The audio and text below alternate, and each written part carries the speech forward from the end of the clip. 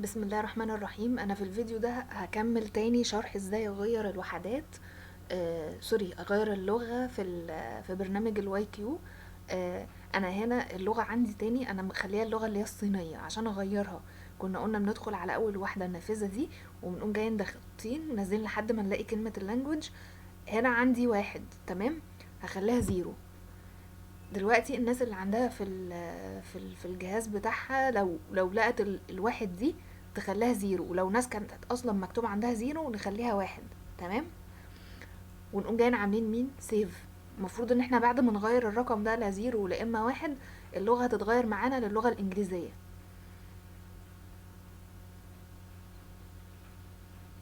كده تمام، كده اتغيرت معايا اهي. طيب في مشكلة تانية الناس واجهتها وقالت لي عليها. لو انا مثلا عايزة اشتغل من القوائم وضغطت كده على القايمة دي، ولسه القايمة دي ستيل عندي باللغة الصينية، تمام. هي المشكلة دي ما ظهرتش عندي، هي ظهرت عند حد تاني، يعني ناس تانية. فانا ازاي بقى اغير اللغة دي بشكل نهائي للغة الانجليزية؟ هنزل كده، تمام.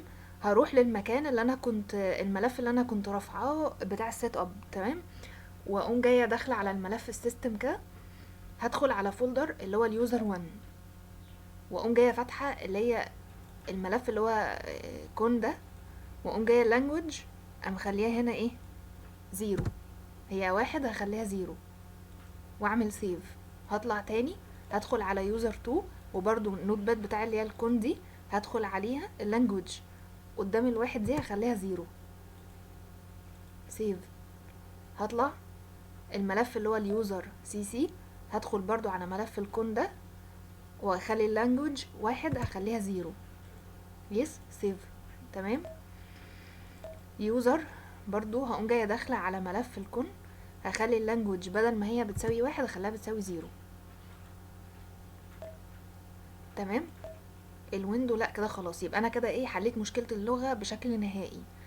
ده للناس اللي بعد ما ظبطت اللغة وما كانتش برضو ظبطت عندها في القوائم هتعمل الحركة دي. لكن لو اللغة اصلا كانت ظبطت بالطريقة الاولانية، يبقى انت مش مضطر تعمل الخطوة دي خالص. شكرا.